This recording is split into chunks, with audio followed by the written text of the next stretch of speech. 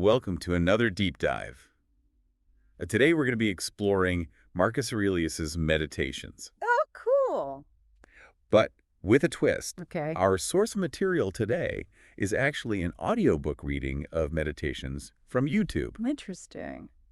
So it's like we're getting a glimpse into the private thoughts of a Roman emperor. Yeah, like someone who ruled almost 2,000 years ago. Right. That's wild. It's kind of like stumbling upon, A time capsule Yeah. full of wisdom and self-reflection. And these themes in this audiobook are ones that I think we still grapple with today, like Oh, absolutely. how to find inner peace amidst the chaos, how to live a virtuous life. Yeah. And I think a really big one is And understand our place in this vast universe. it's some pretty heavy stuff, It is. but I'm excited to dive in. Yeah, me too. So where do we even begin with this? Well, I think it all starts with a statement that might seem a bit shocking at first. Aurelius actually tells us to cast your books from you. Whoa, wait. Right? Hold on. So are we advocating for like a mass book burning here? No.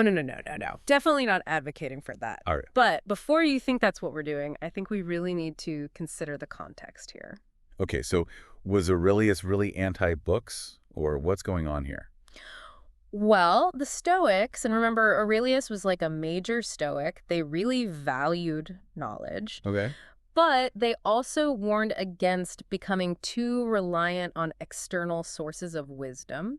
Okay. They believed that true enlightenment came from looking inward Okay. and really understanding the universe and our place in it. So it's more about like internalizing the knowledge rather than just rejecting it outright. Yeah, exactly. Right. Like, don't just passively consume information, but like Mhm. make it your own. Engage with it Yeah. actively. Yes. Okay. And this is so relevant for us today. Oh, yeah. I mean, think about it. We're bombarded with We're constantly bombarded with information from like like news and social media. social media, the internet, it can be so overwhelming Oh, and even paralyzing sometimes. Right. And I think Aurelius is offering us like an ancient antidote to this modern information overload. Like put down your phone, Yes. step away from the screen, look inside yourself for some answers. Precisely. So, I mean, he doesn't just stop there, right? What is it? He goes on to talk a lot about understanding the universe and our place in it Right. as a key to actually living well. It's true. And he does this through describing like the order of nature, Mm-hmm. this interplay of elements, this Yeah. interconnectedness of everything. Yeah. He even sees like chance events Oh, yeah. as part of some larger cosmic plan. It's really interesting. Yeah, how he kind of reconciles this stoic view of fate with the idea of personal responsibility. I know. So when we talk about fate, I'm curious, did the Stoics believe that everything was predetermined?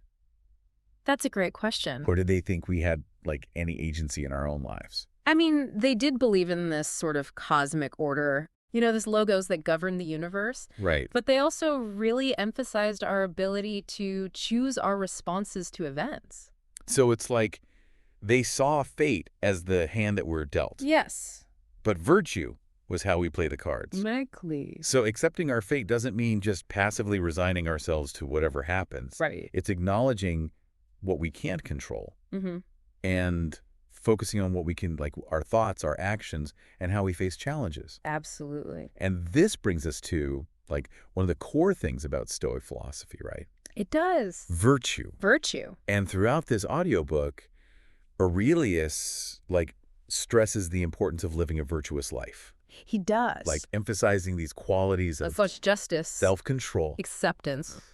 And he even talks about applying these principles to his role as emperor, I know. It's fascinating. which raises some really interesting questions It does. about leadership and social responsibility. Yeah. So speaking of leadership, how did Aurelius's philosophy actually inform his actions as emperor? Well, it's hard to say for certain, Okay. but we can get some insights from his writings. Okay. For example, in Meditations, he says, in comparing crimes together, those committed from motives of pleasure are more heinous than those which are due to passion.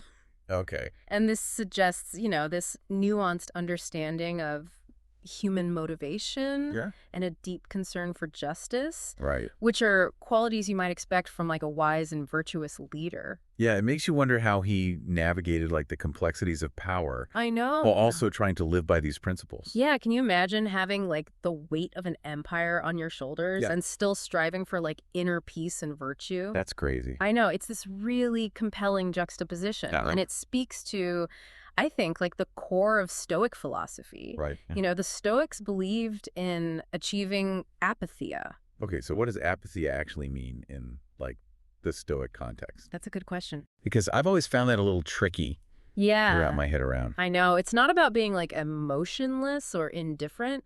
Right. It's about cultivating this sense of like inner tranquility Yeah. by not being swayed by these external events or just like fleeting emotions. Right. It's recognizing that true peace comes from within, Mm. from aligning our actions with our principles and focusing on, you know, what we can control, our thoughts, our responses, Right. and accepting what we can't. That's a pretty radical concept, It is. especially in a world where we're encouraged to like chase external validation I know. and possessions and all that. It is. It's a radical concept. Yeah, it takes, you know, ongoing effort, Hmm. self-reflection, Sure. but it's something that really resonates with people even centuries after Aurelius wrote Meditations. I think that's what makes this deep dive so fascinating. Me too. We're not just looking at ancient philosophy. Right. We're grappling with these timeless questions. Yeah, about how to live. Yeah. How to live a good and meaningful life. Exactly, and how to find peace amidst all these inevitable storms of life. And it doesn't matter if you're a Roman emperor Right. or just navigating these daily challenges of modern Yeah, existence. right. Like Aurelius seems to be saying, Yeah.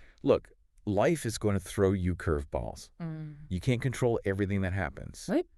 But you can control how you react. Yeah, You can choose to respond with virtue even when it's hard. that's true. And that choice, that inner strength, that's really what defines us. I think so. I'm already starting to see how these Stoic ideas can be applied to our lives today, Yeah. even amidst all of our like modern anxieties, I know. distractions. It's true. There's definitely something timeless There is. about Aurelius's reflections. Mm-hmm. And we're just getting started. Yeah, we are.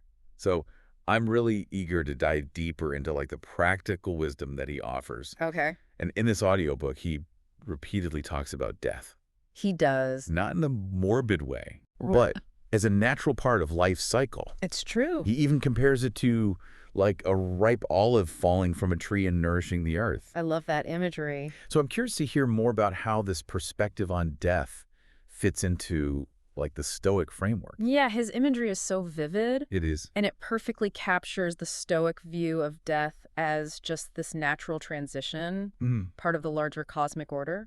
It's such a stark contrast It is. to how we view death today. I know. Like we tend to fear and deny it. Right. I wonder if like embracing our mortality, as Aurelius suggests, Mm-hmm. might actually help us live more fully and appreciate each moment.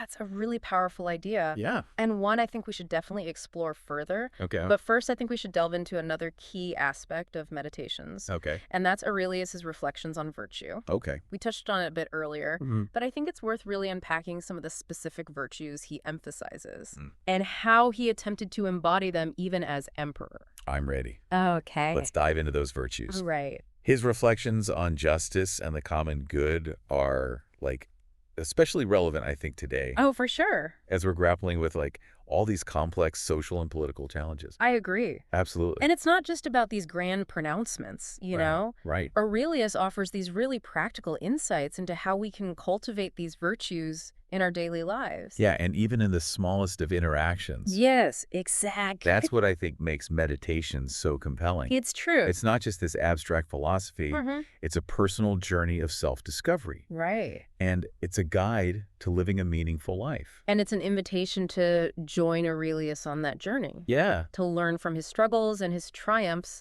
absolutely. and, you know, to find our own path to inner peace and wisdom. I like that. Yeah. Finding our own path. I Hmm. think that's important. Yeah, And I think that's something that we could all use a little bit more of. definitely. So Yeah. it's amazing how Aurelius's reflections on death actually seem to like fuel his commitment to living virtuously. Hmm. It's like acknowledging our mortality makes striving for a life of meaning even more, I don't know, urgent. Right. It's like if we're all just leaves on a tree destined to fall at some point, Yeah. shouldn't we make our time count?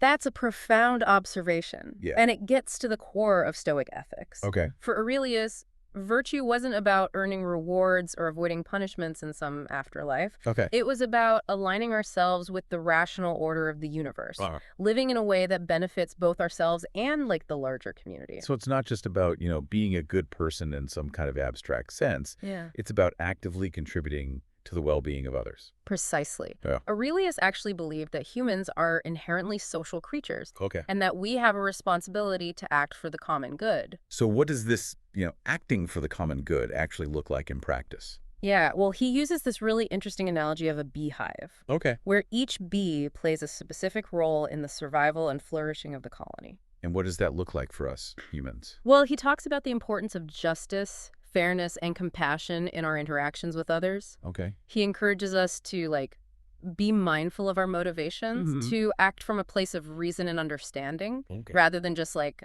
anger or selfishness. Okay. He even suggests that the best way to respond to, like, an injury Hmm. is not to retaliate, Okay. but to rise above the offense by acting virtuously. That's a pretty radical idea, It is. especially in our world today where we're kind of told to fight fire with fire. Right. It's like, give them a taste of their own medicine. Yeah, it's a challenging ideal, Hmm. but one that Aurelius clearly believed in. Yeah. So how do we actually Right. cultivate these virtues then? Right. I mean, it's one thing to read about them in a book, but it's another to actually live them out in our daily lives. It's true, especially when we're faced with, like, difficult people or challenging situations. Yeah, for sure. Well, Aurelius actually offers some practical advice on this as well. Oh, yeah? He emphasizes self-reflection, Okay. examining our thoughts and motivations, Right. and, like, consciously choosing to act in alignment with our values. So it's almost like a mental training Yeah, for life's inevitable obstacles. it is like a Stoic boot camp for the mind. So just like physical training, Yeah. developing virtue takes practice, patience, Mm-hmm. persistence. And remember, Aurelius himself acknowledged his own struggles with things like anger and frustration, all these human emotions. Mm. He wasn't presenting himself as, like, this perfect Stoic sage, Right. but as a fellow traveler on the path to wisdom. I see. So just offering like guidance and encouragement along the way. And that's what makes meditations so relatable, It is. even centuries later. It's not just a collection of abstract philosophical pronouncements. No. It's a record of one man's journey to live a good and meaningful life. Right. And it's filled with these insights and struggles that resonate with us even today. Absolutely. And it's that human element, Yeah. that vulnerability, that honesty. It makes it real. Yeah, that makes his message so powerful. And enduring. You know what? I'm starting to see how this whole concept of casting your books from you, Yeah, you talked right. about earlier, Yeah. actually connects to Aurelius's emphasis on virtue. Oh, interesting. It's not about rejecting knowledge, Right. but about internalizing it, Yeah. about making these Stoic principles a part of who we are, Hmm. not just something we read about in a book. That's a really insightful connection. Yeah. It's about moving from, like, passive consumption to active application, Okay. from theory to practice. Mhm. And that's where the real transformation happens. Yeah, it's like the difference between like reading a cookbook and actually getting in the kitchen and trying out the recipes. Yeah. You can have all the knowledge in the world, Yeah. but it's only through like action that you truly learn and grow. I agree. So for Aurelius, Mhm. action was like inextricably linked to virtue. Absolutely. He believed that the purpose of knowledge was to guide our actions, Mm-hmm. and that living a virtuous life was like the ultimate expression of wisdom. That's a good point. So it's not enough to just like think good thoughts Yeah. or have noble intentions. We need to act on them. Yes. We need to put those virtues into practice in our daily lives. Exactly. And that's the real challenge. And the real reward. The real reward, Aurelius actually said, Yeah. waste no more time arguing about what a good man should be. Be one. Those are some words to live by. Right. It makes me wonder, though, Yeah. how did Aurelius reconcile this emphasis on personal virtue with his role as emperor? That's a great question. Did he see like any conflict between his Stoic beliefs Yeah. and the demands of leadership? That's a fascinating question. Yeah. And it's one that, like, historians and philosophers are still debating. Okay. Some argue that Aurelius' stoicism actually made him a more just and compassionate ruler, Okay. while others suggest that it may have contributed to like a certain detachment or passivity in the face of, the empire's challenges. Well, it's a reminder that even the wisest of figures are still just complex human beings, Right. navigating difficult choices and circumstances. Absolutely. And it makes exploring their ideas even more, like, intriguing. It does. So if we were to distill Aurelius's advice on virtue Okay. and like a few key takeaways for the modern listener, Yeah. what would you say they are? I'd say be mindful of your motivations, Yeah. act for the common good, respond to challenges with reason and virtue. Okay. And don't be afraid to actually put your principles into practice, Yeah. even when it's difficult. Those are some pretty solid principles to guide us, whether we're ruling an empire or just, navigating the ups and downs of daily life. I think true. I can't help but wonder, though, how Aurelius's views on virtue connect to, like, his broader understanding of the universe and our place within it. That's a great point. Yeah. Because he saw virtue as, like, deeply intertwined with this natural order of the universe. Okay. He believed that by cultivating virtues like justice and wisdom and courage, we were aligning ourselves with this logos, Right. the rational principle that governed all things. So it's almost like he saw virtue as a way of participating in this, like, grand scheme of things. Yeah. Playing our part in the cosmic symphony. That's a beautiful way to put it. And Yeah. it connects back to his idea of living in accordance with nature, which Right. was like super central to Stoic philosophy. And for Aurelius, this didn't just mean appreciating the natural world, Right. It meant living in harmony with the rational order of the universe, Like- which included embracing our roles and responsibilities within society. So virtue wasn't just about, like, personal fulfillment then. Yeah. It was about contributing to the well-being of the whole. Exactly. Okay. Aurelius believed that by living virtuously, we were not only improving our own lives, but also making the world a better place. It's a powerful and inspiring vision. It is. One that challenges us to, like, think beyond just our individual concerns. Yeah. And consider our role in this, like, larger web of life. It is. It's striking how much he emphasized social responsibility. Yeah. He seems to suggest that our individual actions have, like, ripple effects that extend far beyond ourselves. They do. And it's a perspective that aligns with, like, modern understandings of interconnectedness. Right. Whether we're talking about social networks, ecosystems, or the global economy. It makes you think about, like, the impact of our choices, It does. both large and small, and the potential we have to create, like, positive change in the world around us. One of the things that really stuck with me in this audiobook Yeah. was Aurelius's repeated focus on the present moment. He talks about it a lot. He does. And he's constantly reminding us to confine our energies to the present time, to blot out imagination, Yeah. and to check the brutal impulses of the passions. Yeah. It's almost like he's anticipating the modern mindfulness movement by centuries. It's incredible, isn't it? It is. It speaks to just, like, the enduring relevance of these Stoic ideas. It does. Or Aurelius focusing on the present moment wasn't just about, like, stress reduction or Right. productivity. It was about living more intentionally, Okay. choosing how we respond to life's challenges rather than just being swept away by them. So it's not about, like, ignoring our past Right. or neglecting to plan for the future. Right. It's about bringing our full attention to the present moment, Yeah.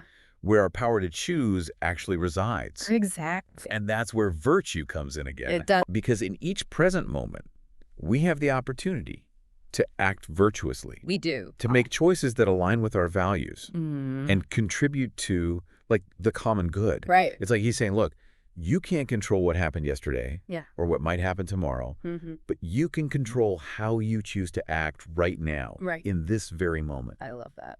And that's a really powerful message. It is. One that can empower us to create positive change in our lives and in the world around us. Yeah. One present moment at a time. One present moment at a time. This concept of living in the present moment reminds me of another key Stoic idea that we've touched on briefly, Yeah. apatheia, Apatheia. Yeah. or the cultivation of this inner tranquility amidst, like, life's storms. Right. I'm curious to, like, delve a bit deeper into this concept. Okay. What exactly did Aurelius mean by apatheia? Well, And how did he suggest we cultivate it? it's often misunderstood as, like, apathy Right. or indifference. But it's actually about achieving this state of like emotional resilience, Mm. of not being ruled by our passions or these external events. Mm. It's about choosing how we respond to challenges rather than just being swept away by them. So it's not about suppressing our emotions Right. or pretending that we don't feel them. Right. It's about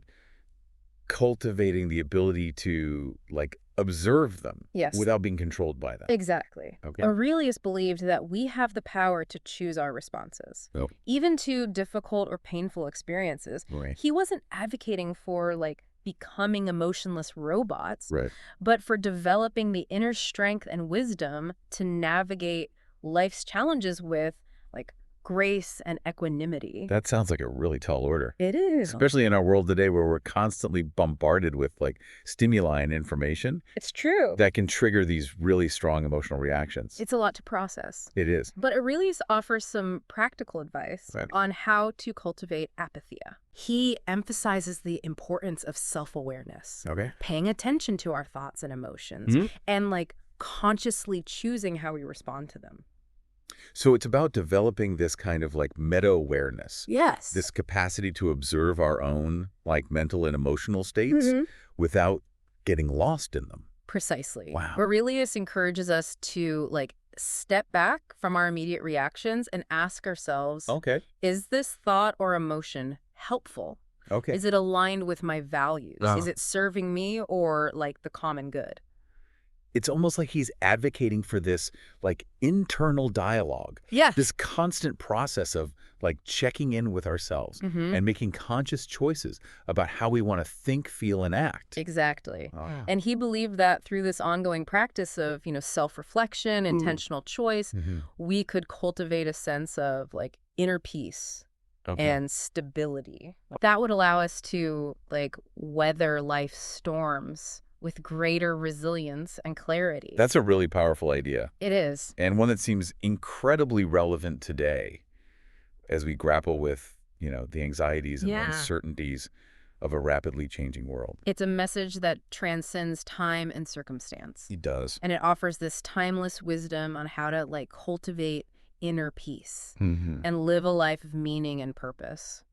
As we're diving deeper into these Stoic ideas, Yeah. I'm starting to see how interconnected they all are. Oh, yeah. Like virtue, the present moment, apatheia. It's like they're all pieces of this larger puzzle, They are. a framework for living like a good and fulfilling life. You got it. And it highlights this really holistic nature of Stoic philosophy. Okay. It wasn't just about like isolated ideas or practices. Yeah. It was about cultivating a way of being in the world, Okay. a way of thinking, feeling, and acting Yeah. that was aligned with both our own nature Okay. and the nature of the universe. It's like Aurelius was offering a kind of blueprint Yeah. for living a life of wisdom and virtue. It's true. A life that's like both meaningful and resilient. Exactly. I'm curious to explore how Aurelius applied these principles to his own life, Yeah. especially in his role as emperor. Right. I mean, he faced like enormous pressure Yes, he did. and responsibility, Yeah. yet he still strived to live by these Stoic ideals.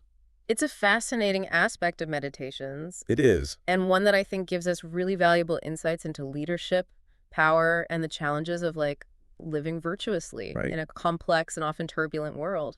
Yeah, I'm eager to dive into those insights Okay. and see how Aurelius's reflections on leadership might offer like guidance for us today, both in our personal lives Yeah. and in our roles as, citizens and members of society.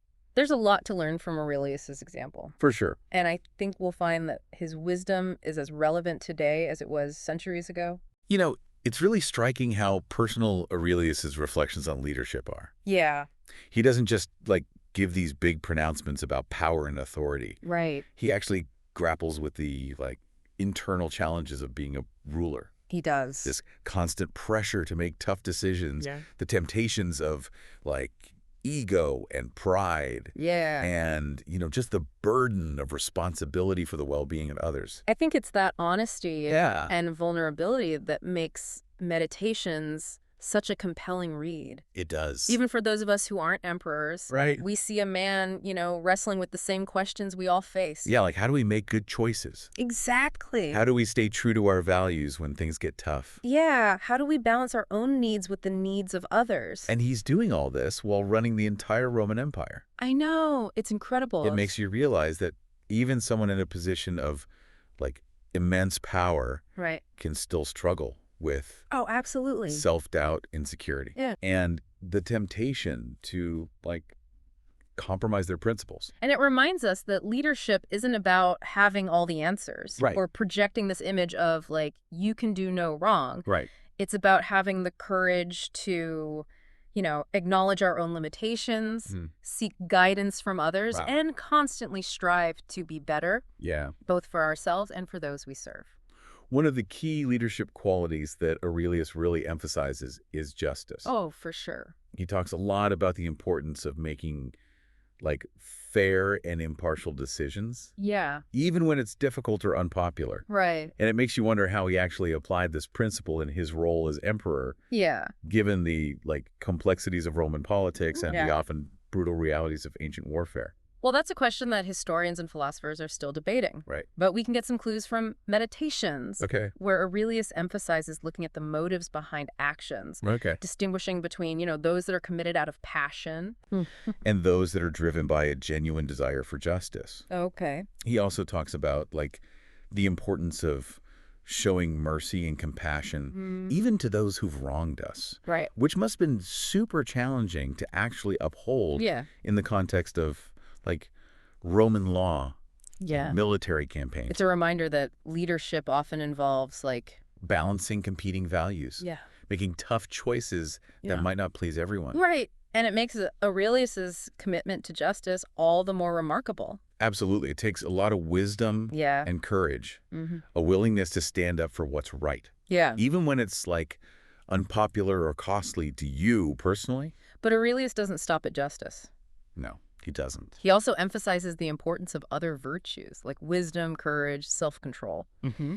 And I think maybe most importantly, Kindness. kindness. Yeah, And it's striking how often he comes back to this idea of kindness, he does. not just as a personal quality. But as a guiding principle for leadership, It's a really good point. yeah, it's a reminder that true leadership is ultimately about like serving others, Yeah. about using our power and influence Mhm. to create a better world For everyone. for everyone. Yeah. And kindness is like essential to that. It is. It allows us to connect with others on a human level, Right. build trust and understanding, Yeah. and inspire cooperation and collaboration. It's a perspective that really challenges that cynical view of leadership as this like ruthless pursuit of power and self-interest. It does. Aurelius seems to be saying that true leadership is about something much bigger than ourselves, Mm-hmm. about using our talents and resources to make a positive impact On the world. on the world. And it's not just about these grand gestures or Yeah. sweeping policies. Yeah, it's about the small acts of kindness and consideration we show to others every day.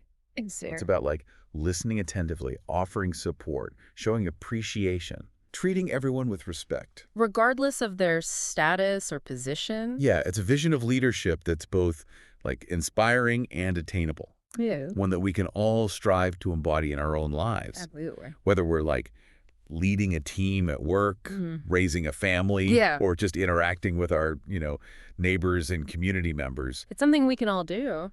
And it's a vision that's like desperately needed in our world today, Oh, it is. where leadership is often characterized by like division, self-interest, and a lack of compassion. Yeah. Aurelius reminds us that true leadership is about uniting people, not dividing them, Right. serving the common good, Yeah.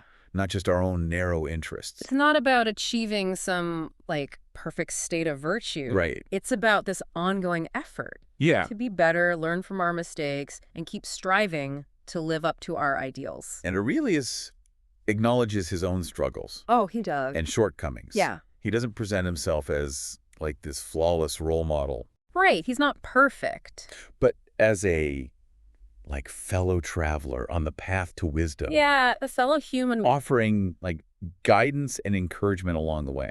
And I think that's what makes meditation such a powerful Yeah. and enduring work. It is. It's not just this dry philosophical treatise. No, it's so much more than that. It's this like deeply personal and honest account of one man's journey to live good life, to lead with wisdom and compassion, Yeah. and to find meaning and purpose In a world in a world that's often like chaotic chaotic, unpredictable. and unpredictable. It's an invitation to join Aurelius on that journey. It is. Learn from his insights, Yeah. his struggles, and to find our own path Right. to a life of virtue and meaning. It's been a really incredible deep dive into meditations. It has. And honestly, I feel like we've only just scratched the surface We have. of Aurelius's wisdom. There's so much more to explore. But I think we've uncovered some really valuable insights. I think so too. Yeah. Into like his philosophy, Mm-hmm. his approach to leadership, Mm-hmm. and his timeless advice on how to live a good life. And if you want to learn more, Yeah. I definitely encourage you to seek out the full text of Meditations Yeah. and just keep delving into these rich and rewarding ideas. So if you're looking for a guide to navigate the complexities of modern life, Yeah. to find inner peace amidst all the chaos, and to live a life of purpose and virtue, Yeah. Marcus Aurelius might just be the unexpected mentor I think so. you've been searching for. I agree. So until next time, keep diving. Keep